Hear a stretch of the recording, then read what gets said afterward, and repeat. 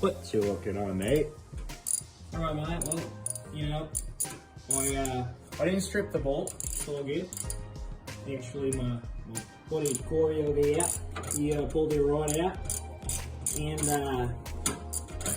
I think we're about at the same stage on this Allen, unless I've stripped it.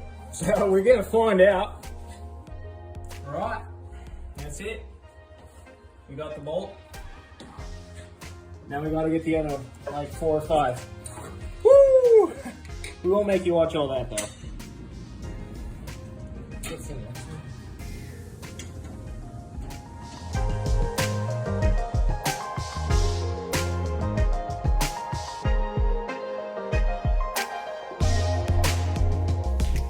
And we did actually get the steering shaft off. Oh, crikey, wait, hold on, mate. Got to do my Australian accent because it's bang on. We've got the heads off right here. Next, we're going to be working on the braking system. I've got the tilt and pedal box underneath the dash right here. And yeah, so stay tuned if you want to watch the rest of my ls1 E30 rebuild.